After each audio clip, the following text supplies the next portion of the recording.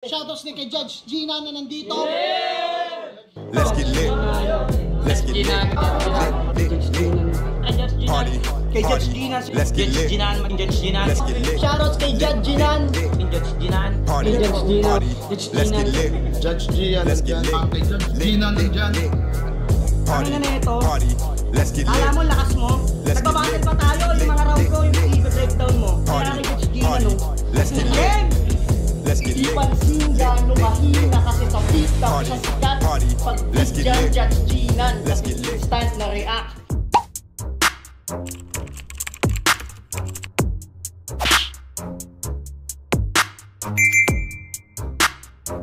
In the yeah, put 'em in the yeah, yeah, yeah. If you feeling real good, put your hands in the yeah, put 'em in the yeah, yeah, yeah. If you feeling real good, put your hands. So what's up mga kumag, I'm back ang inyong online judge. Walang iba kundi Judge Ginan. Okay guys, maikling battle lang muna ngayon kasi anong oras na? It's 11:19 PM at araw ng Tuesday, June 17. Pero itong vid na to, hindi ko alam kung kailan ko to ma-upload. May mga pondo pa kasi tayong video sa channel natin. So siguro mga 19 or 20 ko to ma-upload, pero di ko alam. Pero ayun, going back, shoutout sa nag-request ng battle na to. It's a Jobenson Dallas, siya na naman. So ang dami niyang request nung isang comment, ang daming request syempre as content creator, as online judge natin, na ako, para sa akin wala na akong masyadong makitang pwedeng i-review dito sa flip top, which is ayun yung goal ko, no? Goal ko talaga yung halos lahat ng battle is ma-review ko. So yun yung i-workout natin along the way, 'di ba? Ngayon, Fonger versus Bogchick. Puta, ano pa si Fonger dito nasa flip top pa. Okay? So Jobenson Dallas, shoutout. And ayun. Pwede kayong umorder ng clothing ko sa Shopee, and yung link nasa description. Bisitahin nyo, order kayo, check out kayo, supportahan nyo rin ako doon. Okay, so yun, mabilisang review lang, 15 minutes lang to. Medyo na rin, nagmamadali na rin kasi ako, pero huwag kayong mag-alala, hindi ko mamadaliin yung pag-review dito. Ganun pa rin. Kung kailangan ng mas mahabang time para reviewin yung battle, bibigay natin. Pero kung hindi, daanan lang natin to. So yun, Fonger vs Bogchick, game. Bogchick nga pala nag-champion sa Minefields. Yo! Unang banat kay Mr. Fonger, pakinggan. Galing pa Cebu to, para sa inyo. Go. Wala akong pakekit, hindi ka makintindi ng Bisaya. Kasi di ko rin maintindihan kung bakit ang pangit na yung pagbumukha. Kalaban ko ay Bogchick, nagulat ako bigla. Zaito, kailangan ko nang uminom na gayuma kasi nandito na ang bakla. Gusto mo ng slang? Wala akong pakekit, ikaw ay Batanggenyo. Makakain ka lang pag nakadrive ka ng motorseklo. Hanggang ngayon, Motorseklo ang puta. Tawa ako dun Batanggenyo. Makakain ka lang pag nakadrive ka ng motorseklo. Hanggang ngayon, humingi ka pa rin ng pera ng nanay mo kasi wala ka pang trabaho. Sa pangit ang mukha mo, di kay Iritoki ni Vicky Bello. Pangit ka talaga, hindi ako nagbibiro, gago. Alam niyo ba kung anong trabaho nito? Karwasin ng barko. Ang ginyo na walang utak versus Visayas. Sa pangit ang mukha mo, umatras si Judas. Tuwang-tuwa ang nanay mo kasi marunong ka na matoothbrush. Alam ko, Bogchick, yung puwit mo ay pabrika ng sardinas. Ito na ang oras mo, kaya simulan mo na magdasal.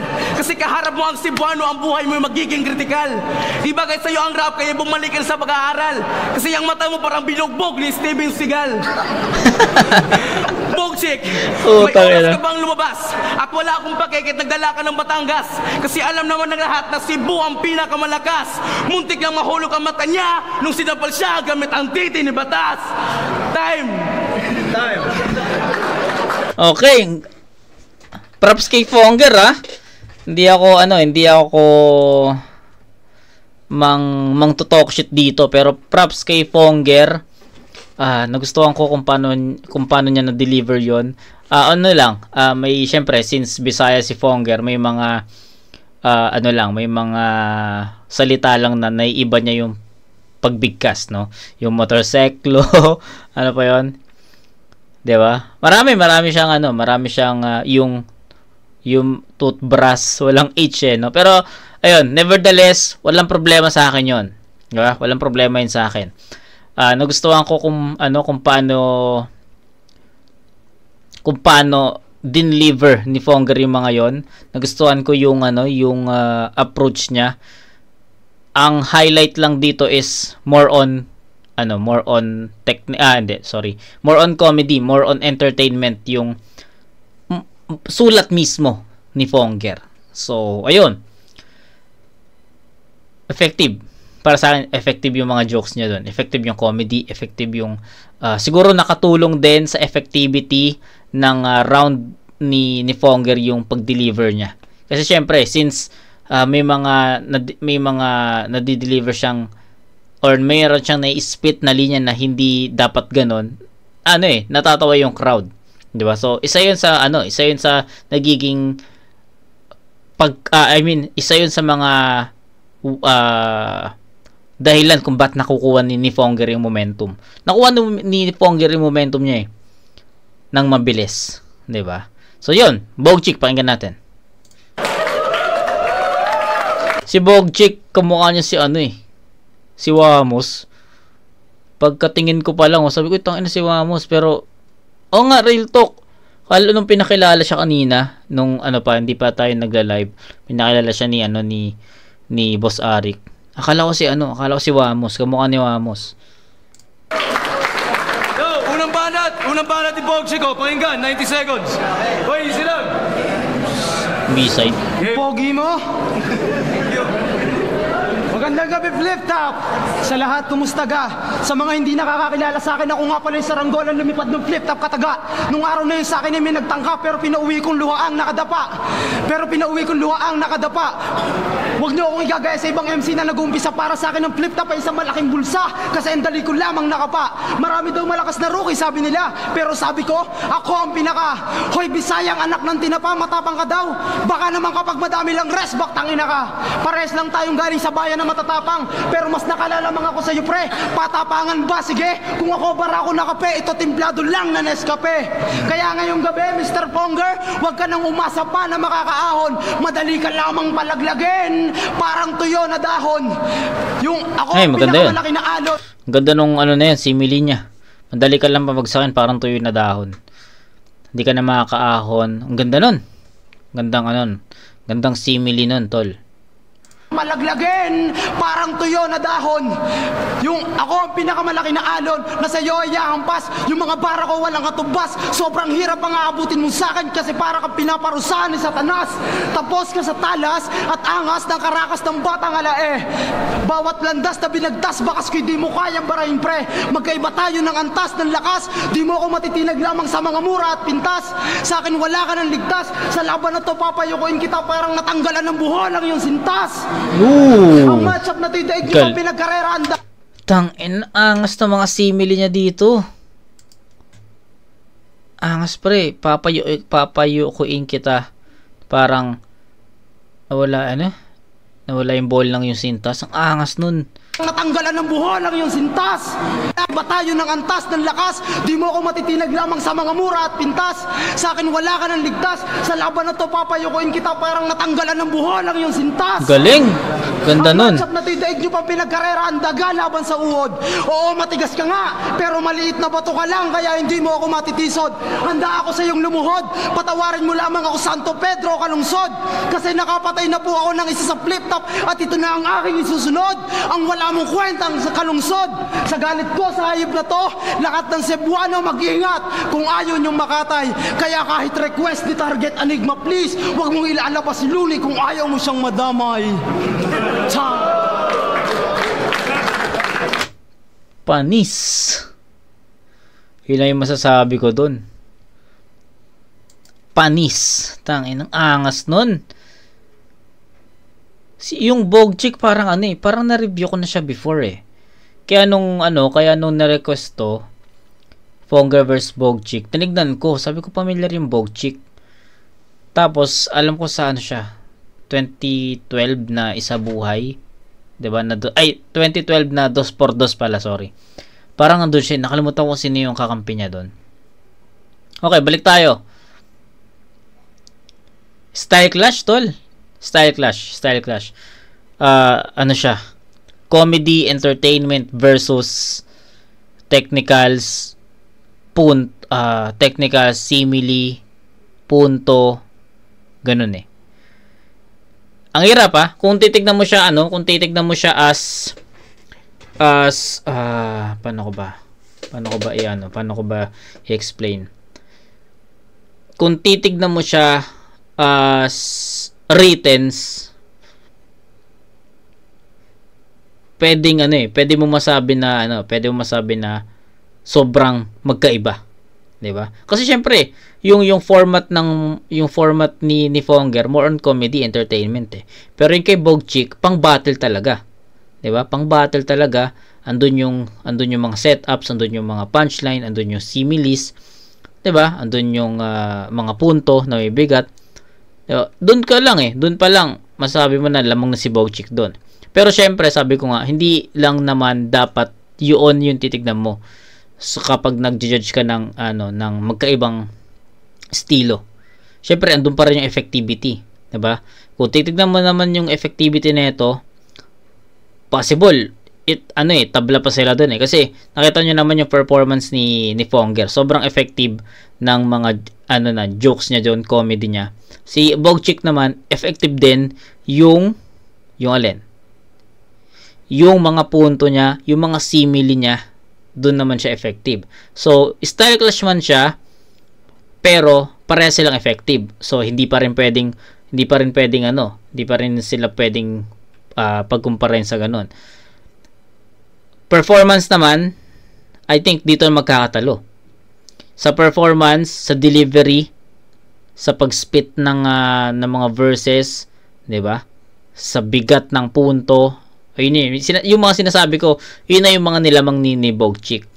Bigat ng punto, tayo na Bogchick 'yon. Kasi si Fonger wala naman masyadong mga punto dito eh, 'di ba? More on comedy siya. So Bogchick 'yon. Sa linis naman ng performance, sa ganda ng delivery, tangin na Bogchick din yun. Kasi nakita naman natin na, yun nga, sabi ko nga, si Fonger, although nakukuha niya kagad yung momentum niya since may mga na-speech siya na lines, may mga na-speech siya na words na hindi naman dapat ganun yung pag-spit. It helps it helps him to get his momentum, 'di ba? Pero kay Bogchick, puro nakuha niya yung momentum niya sa malinis na paraan, 'di ba? So I think konting-konti lang bibigay ko kay Bogchick yung round 1 sa score na 9-8. Dikit lang to. Siguro kung hindi ko narinig kay Bogchick yung mga similes niya, yung ganda kasi ng similes niya, papayukuin kita na parang natanggal yung ball ng sintas. Ang lupit nun eh. 'Di ba? Ang ganda nun. Tapos yung madali ka lang pabagsakin, parang patay na dahon, 'di ba? Ang ganda no. So nagustuhan ko yung mga similes niya dito, kaya para sa akin bibigay ko kay Bogchick 'yon. Score 9-8 in favor of Bogchick. Round 2. Pangalawang banat kay Fonger. Oy, easy lang kayo lahat, tahimik lang oh. Okay. Hindi na ilabas si Luni. Hindi na dapat yun sabi mo kasi di yun dapat at kasi di yun bagay. Mamatay ka rin, Bogchick, pag ako na sa'yo magpatay. Tangina. Ha? Tira na ba yan? Hindi ako nakabahan, Bogchick. Yang mukha mo parang tinapakan ng Jurassic. Kasi sa bato sahon ko, ako ang pinakabagsik. Nung nalabalantik kami ng ugly face, ginamit ko yung picture mo, 100% check. Nung nakita ko yung mukha, nagulat ako at ako ay nanginginig. Hindi kasi ako marunong magsinungaling. Ang pangit mo talaga, Bogchick. Nung silapan ko yung mukha mo, nanginginig ako at uminom ako ng tubig. Bumili ako ng Nature Spring samantalang sa'yo, uminom ka ng tubig, Pasig. Yung mga lyrics mo parang yelo, ang daling matunaw. Ang laki ng ngipin mo halatang pinaglihe sa kalabaw. Hoy Tarsier, nakalabas ka lang ngayon kasi takot ka sa araw. Iwasan mo na ang drugs, sumigop ka lang ng lugaw. Ipatuloy ba to? Sa Bisaya, ipadayon ba ni? Yung mga lyrics mo, puro generic pharmacy. Tira na ba yan? Yan ba yung pinagmalaki? Umalis ka na sigang harapan, putang ina, pwe! Gusto mo na slang? Sino bigay sino pangalan na Bojack? Lola mo na pangit o lola mo na adik? Bojack, yung mata mo di naliliit kad edit sa picnic. Pag ikaw na lumabas ng bahay, lahat ng tao ay magpanik. Fuck you time. Okay, sa round 2 bumitaw. Kita nyo naman, di ba? Bumitaw yung performance ni Fonger. Doon pa lang sa rebattles din niya nabuo yun eh. Tapos sa sulat din mismo kumalas-kalas na rin, di ba? So yun, basic na basic na breakdown lang doon. Hindi niya nabuo yung round 2, hindi kumukonekta, ineffective. Mas okay pa yung round 1 eh. So, round 2 tayo ni Bogchik, pakinggan natin. Tay, pangalawang banat. Pangalawang banat kay Bogchik oh. Tol, lakas mo boss. Malaki daw ang ngipin ko. Pero madami sumikat na malaki ngipin, di ba? Si Tib City, si Saito, si Negatibo, at ako na ang susunod. Kasi kung mag-rap kami, nasa puso. Napapansin mo lang to kasi hindi ka marunong sumabay sa uso. Ang rap battle ba, sukatan, katawan? Hindi, nasa utak yan. Yung mga banat ko kung iahambing mo sa sasakyan. Kotseng walang upuan, hindi namin kayang masakyan. Si Mr. Fonger, madali lang masibak yan. Kasi para lang yung kahoy na gato. Huwag mo ko tatangkain kainin, hindi mo ko kayang uyain. Hindi dahil sa ako'y buto, kundi dahil ako'y bato. Tamaan ka sana pag bumagsak lahat ng bato-bato sa langit. Para lang ako naglalaro ng bato-bato pick. Ang dali nang binigay mo na laban enigma. Ano ba to, gift? Hindi nakakabukol yung mga nakakabato mo na lyrics. Hindi nyo to malulubos maisip, pero masusunog ko to kasi mas mainit pa ako sa Phoenix. Nakakabwisit ka kasi lahat na sinasabi mo halatang puro lamang imbento mo. Manahimik ka na lang kung ayaw mong ipasok kita sa sariling kumbento ko. At dahil sa talento ko, sa eksena hindi na ako mawawala kailanman. Parang si Paulo Contis, mga tira mo hindi basta-basta makakapasok sa akin kasi depensa ko'y mala. Meta World Peace, ang pagbangga mo sa akin ay para kang tumapat sa truck na nawala ng preno. Parehas lang kayo ng bayanin yung sila pula-po katapat nyo lamang ay mga kusinero. Ako nga pala yung batang henyong mas mautak pa kaya Apolinario. Ito na ang araw ng katapusan mo, parang numero 31 sa ating kalendaryo. Kaya kahit di ko barilin yung ulo mo, yung utak mo madali lamang mapadugo. Mas mababa ka pa sa lahat na nakikita ko pag ako'y yumuko. Hindi mo kaya puta. Ayun. Nag-aantay ako ng ganun eh. Nag-aantay ako ng ganung linya eh. Yung mapapareact talaga ako. Ayun. Tangina, tumama yun. Mas maliit pa tingin ko sa'yo. Ano yan? Dario, kaya kahit di ko barilin yung ulo mo, yung utak mo madali lamang mapadugo. Mas mababa ka pa sa lahat na nakikita ko pag ako'y yumuko. Hindi mo kaya... Tanginang yan. Ang bigat nun. Mas mababa ka pa sa lahat ng tinitignan ko pag ako'y nakayuko. Puta, lakas nun. Ganda nun. Ganda yung linya na yun. Nagustuhan ko yun. Lamang mapadugo. Mas mababa ka pa sa lahat na nakikita ko pag ako'y yumuko. Hindi mo kayang durugin, Mr. Fonger, yung mga bars kong buo. Markado na ang pangalan mo kay Boy Payat. Tawagin nyo akong Markang Bungo. Time. Lagagi. Markang Bungo. Ang angas ah. Di ba si Poison ngayon, Markang Bungo siya. Kay Boy Payat. Tawagin nyo akong Markang Bungo. Time. Markang Bungo. Si Poison naman, Markang Bungo. Okay. Ito di ko na patatagalin, no? Sabi ko nga sa inyo kung hindi naman dapat kailangan kung hindi naman kailangang pahabain pa yung yung explanation, hindi ko na patatagalin. 'Di ba? Yung round 1 lang talaga yung kailangan ng ng maayos na breakdown kasi para sa akin naging style clash yun at naging mahirap mahirap tansyahin yun sa isang category lang. Kaya binanggit ko sa inyo yung mga possibilities or yung mga nakikita kong categories nung na yun, yung battle na yun. Pagdating sa round 2, ito malinaw eh. Fonger, bumitaw, walang momentum, hindi na spit ng maayos. Diba? Bigyan ko na to. Bigyan ko ng 6 points si Fonger. Kay Bogchik naman, supposedly, bibigyan ko siya ng 7 points. Kasi sabi ko, mas malakas yung round 1 ni Bogchik compare dito. Pero dumating yung dumating yung isang solidong linya at para sa akin enough naman yun para iangat yung buong round 2 niya. Pero syempre hindi ko pa rin to ibibigay ng 9 points para kay Bogchik kasi para sa akin solido pa rin yung round 1 performance niya compare to this one. So yun, 9-8 sa round 1, sa round 2 8-6. So ilan yun? 9 and 8, 17 points for Bogchik. Then 8 and 6, that's 14. So 17 to 14, up by 3 points si Bogchik dito. First 2 rounds Bogchik na yon, pero pakinggan natin si Fonger dito sa round 3. Ring banat kay Fonger, Mr. Fonger. Huwag kang sumigaw, putang ina! Lumaki ng iyong ugat, baka malaglag ang iyong mata! Gago ka? Kasi sa laban natin ito, alam kong talo ka. Sa iyong mukha mo parang puwet ng buhaya. Tapos ng Halloween, bakit nandito ka pa? Dahil sa iyong pagmumukha, hindi na lumabas si Santa. At alam kong bakla ka, kaya marami ka pang chismis. Kaya huwag ka magpiling magaling kasi yung titi mo, sinaki ng kamatis. Kaya hanggang ngayon, single ka pa at wala ka pang misis. Single. Kasi pag ikaw naka-girlfriend, mag-will ka ang lahat, huwag di kayo mag-face to face.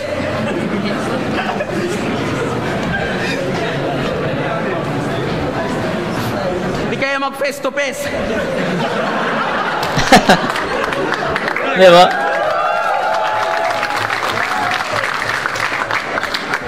Nung una kitang nakita na Sinasabi ko sa inyo nakukuha ni Fonger yung momentum niya sa sa mga ganong pag-spit niya ng mga ganong linya. Pero since wala na blackout na si Fonger dito, hindi na yun nakatulong para makuha niya yung momentum. Naka-all wet ka, akala ko ikaw doktor. Putang ina, isa ka palang konduktor. Di bagay sa'yo ang rap, bagay sa'yo boksidor. Si Ranigma, flip top ito, bakit mayroong kargador? Kaya pala lumaki yung mata sa kabubuhat ng mabigat. Pumasok ka na ng flip top para magpasikat.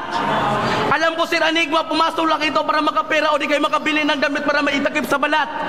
Talo ka pa rin Bogchik kahit hindi ako magsulat. At alam ko magnanakaw ka, kaya takot ka sa pulis. At adi ka ba? Mata pa lang, hindi na kailangan i-drug test. At kaya kong magsulat, at kaya kong mag-rap na Tagalog at tangina. At kaya kong mag-rap, ng Tagalog at Bisaya at Ingles. At kaya ko rin magsulat ng Bisaya at Ingles. Sino nakakita dito ng Lord of the Rings? Yan ang movie ng aking pinaka-idol. Salamat Sir Enigma, pinakita mo na sa akin si Smegol. Precious! Wala, sayang. Para sa akin, hindi naging kasing lakas ng performance ni Fonger yung round 1. Strongest round ni Fonger yung round 1. Round 2 and 3, para sa akin, halos magkaparehas na lang. Siguro, mas nahugot lang ni Fonger yung mga ratings niya dito sa round 3. Kaya, kaya medyo humaba. Kasi sa round 2, parang bumitaw na talaga si Fonger doon, hindi na niya na spit na maayos yon. Pero pagdating sa round 3, kahit pa paano na spit niya yung mga gusto niya sabihin o yung pinakasulat niya na spit naman niya. Diba? Yun yung pinagkaiba. Pero yung scoring nun, di ba? Yung punto ba? Di ba? Yung punto, yung punchline, still hindi ko makita, hindi ko narinig. So, yun. Bogchik tayo, pakinggan natin.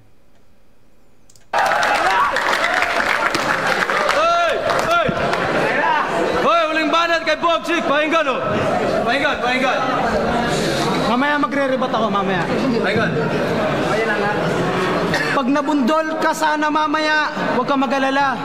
Kasi sagot na ni Enigma ang kabaong sagot ko naman yung susuotin mong barong Tagalog. Alam mo ba na sa lahat ng lahi ng Pinoy, kayo ang pinakamabahong magtagalog? Kakaiba ang punto eh. Ang I nagiging I, ang O nagiging U. Alam kong gusto mo yung magbago pero wala ng pag-asa. Kahit tumira ka pa ng 1 dekada sa Maynila. Kasi si Manny Pacquiao nga, yumaman na at lahat, nakatumira pa sa ibang bansa. Hindi pa rin nagbago ang style ng pananalita. Ikaw pa kaya? Hindi ko naman sinasabi na kagandahan ng punto namin eh. Pero yung inyo, literal na masagwa. Manawa ka sa mga panlalait ko, ako'y walang awa sa oras na ginalit mo. Pesteng yawa ka, baka makahawa ka pa, kaya tatapusin na kita parang huling parte ng awit mo. Sa akin pasang awa ka dahil mahina ka, lalo na yung utak na gamit mo. Kaya walang tsansa na makachamba ka dahil ibang klase ang lupit ko. Guwapo ba ako sa gupit ko? Eh, pangit ka eh. Lul. Pero magre-rebat ako ng konti. Si Mr. Ponger, naniniwala lang ako sa sinabi niya kanina na siya'y mabagsik. Lupit ba naman? Tawag sa dinosaur, Jurassic? Ulol! Tanga ka ba? Ha? Tapos tinitira pa yung mata ko, malaki daw. Hindi mo ba alam na isang pindat ko pa lang sa mga chicks? Yung mga chicks halos may matay. Mas malapit pa to kaysa kuraging killer eye. Tsaka sa laki na to, kitang-kita ko ang butas sa laban natin kung paano magtatagumpay. Alam ko na napuputian ka sa akin sa lagay na to ha. Kaya magpaputi ka din. Alam ko na napapayatan ka sa akin, eh di magpapayat ka din. Alam ko na nayayabangan ka sa akin, eh di magpayabang ka din. At alam ko na nagagaling ka sa akin, kaya magpagaling ka din.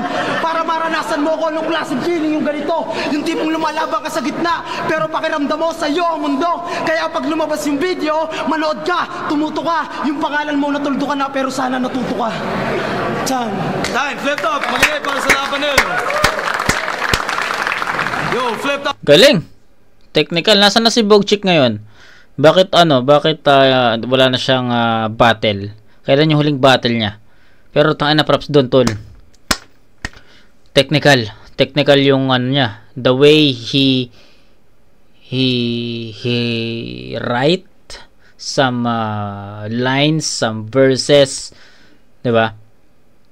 Ganda nun. Ang ganda ng construction niya. Ang ganda ng pagka-construct, ang ganda ng yung structure mismo, 'di ba? Ang ganda nun. Malinaw yung round 3. Yung round 3 malinaw. Kaya di ko na rin masyadong i-explain pa to. Round 1 yung pinakadikit. Style clash malala yun. Pero I'll go with Bogchik sa sobrang konting puntos lang yung nilamang. Round 2 lumayo kasi nagkaroon ng problema sa performance si Fonger, then si Bogchik humina man compared to his round 1, pero sa kanya pa rin yun. So 9-8 sa round 1, 8-6 sa round 2, then Fonger same lang sa round 2. Yung round 1 strongest niya yun. Yung round 2 at 3 halos the same lang.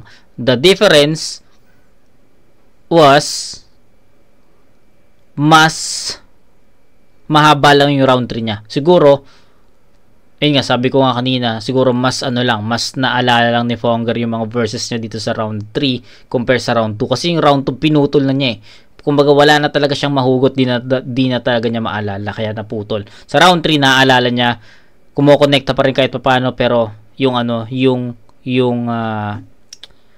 performance levels the same pa rin hindi umangat. Then round 3 ni Bogchik, ang ganda nung yung pagiging technical niya, nakaka-amaze yung pagiging technical niya. 12 years ago yung battle, pero kung paano siya mag-construct ng mga ganong klaseng linya, kung paano niya i-spit yung mga ganong klaseng linya, 'di ba? Ang classic nun para sa akin. So yun, all 3 rounds ko ibibigay kay Bogchik. Strongest round ni Bogchik yung round 1, and 2 na 8 points yun. Yung round 3 8.5. Hindi. Hirap Ang hirap nung round 3. Pero sige, since naging effective yung round 3 ni Bogchik, para sa akin 1 and 3 niya the same. So it's 9-8 989, 1826 points for Bogchick. Kay Fonger naman, hindi ko na nga ililes yung ano eh. 'Di ba dapat magliles ako ng 1 point dahil nandi-distract si Fonger. Pero hindi ko na babawasan to. 'Di ba? So score. Ano ba score? 8, 6 and 7, 13, 21. So, yun. 26, tama ba? 26 to 21. Kung mag 1 point less tayo kay Fonger, 20, that's 20. 'Di ba? Kay Bogchick naman 26. So, 26 to 20 in favor of Bogchick. All 3 rounds ang boto ko, Bogchick. Top round 4, pang-apat na laban na nga lang ng unang gabi. Laban nga pala ito, Mr. Fonger galing pang Cebu at si Bogchick galing pang Lemery, Batangas. Flip top, kung nagustuhan niyo yung laban na yun, isa pang beso, maging ngayon. Tama yung mga nanonood sa flip top before, ang konti lang, di ba? Pero ngayon, grabe na. Ang boto, 3-2. 3-2, panalo by split decision, si Bogchick. Gago, dumikit pa. 3-2. Kala ko magiging sweep pa yun eh. Judges tayo. Let's take Fonger. Yeah. Judges. Sayang, kapag-rate mo, binigay ko yung laban kay Bogchick. Kasi mas malaman yung sinasabi niya. Yes. Hindi yung mga banyak ng Mr. Fonger, nakakatawa. Medyo wild yung mga sinasabi kaso mas tumutusok yung sinasabi ni Bogchick. Tama. Laban na to, binoto ko si Bogchick kasi halos pantay lang yung first at second round. Kaso nung third round, medyo nag-stumble na si Fonger. Pero respeto ko rin kay Fonger kasi hindi siya ganun kasanay. Hindi nagbago yung mukha ni Batang Rebelde, no? From dito 12 years ago, tapos kung titignan niyo si Batang Rebelde ngayon, ganito pa rin yung itsura niya. Tumaba lang. Tagalog, pero boto ko Bogchick talaga. Round 4, Tuchel. Binoto ko si Fonger kasi una si Bogchick medyo okay siya. Kaso unang laban niya, unang mga bitaw niya, kulang pa eh. Tapos pag dumudulo na, yun na lumalakas. Si Mr. Fonger naman, halos lahat ng round niya malakas. O kahit sabihin natin generic yung mga lesson na nakakatawa. Andun yung consistent na sa mga sinasabi niya. Si Fonger may mga bara, kaso nga lang sa unang mga diin niya is nakukulangan siya. Kaya Fonger ako. Thank you. Crazy Mix. Binoto ko, tatlong round kay Bogchick kasi, parang una pa lang lamang na siya kasi si Mr. Fonger, first time daw niya mag-Tagalog. Pero malakas yung mga banat niya, pero mukhang generic kasi parang hindi niya gamay yung lingwahe. Okay, panalo tayo sa dun. Tingnan niyo naman sino yung mga judges na bumoto kay Bogchick. Crazy Mix. Diba? Crazy Mix. Sino isa? Batang Rebelde. Sino isa? Sayad, 'di ba? Doon pa lang masasabi mo na ay tangina Bogchick talaga 'yun kasi sila yung mga kilalang mga battle MC. So, tingnan lang natin kung sino yung isang bumoto kay kay Bogchick. Ginagamit niya. Kaya para sa akin all 3 rounds kay Bogchick.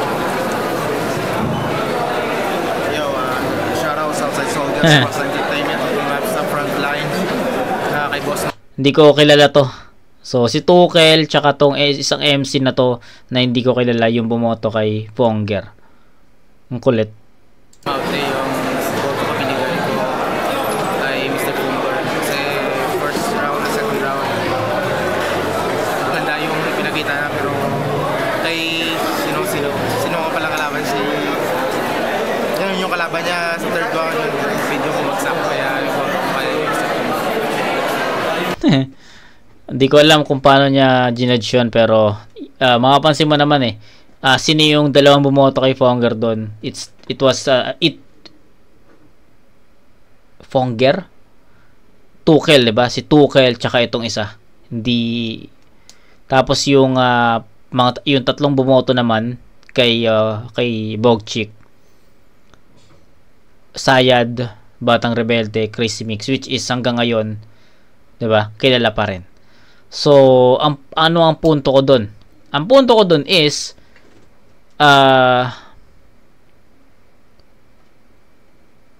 ano ba? best knows best, parang ganon.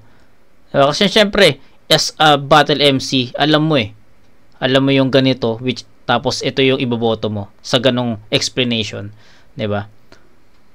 Yun lang. Sana nagets niyo yun, yung best knows best na kataga, 'di ba? Marami akong nakikita ganun no.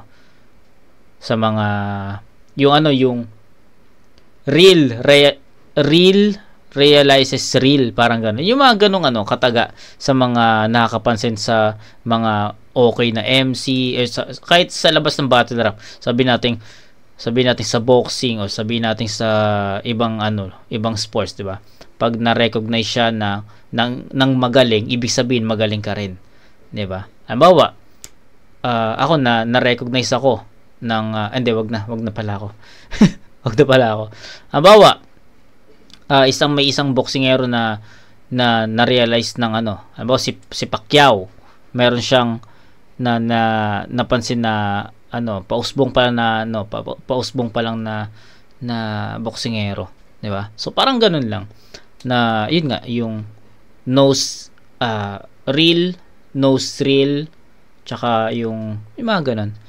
Wala lang, gusto ko lang express. Ewan ko kung naintindihan nyo yung part na yun, pero ako gusto ko lang express yung ganong thoughts ko sa na yun. Kaya natuwa ako dun sa yung mga tatlong bumoto kay Bogchick, natuwa ako dun kasi sila yung mga kilala, 'di ba? So yun, shout out Jobenson Dallas, and sana nagustuhan mo, and humaba yung naging kwentuhan natin dito. Sabi ko na nga ba 15 minutes lang yung battle pero umabot ng 35 to. So pero nevertheless, na-enjoy ko naman yung battle. Nagustuhan ko naman. And kita-kits tayo sa next na review mga kumag. Shoutout ulit, Jobenson Dallas. Order ka na sa Shopee natin. Okay? Kita-kits mga kumag. Peace out.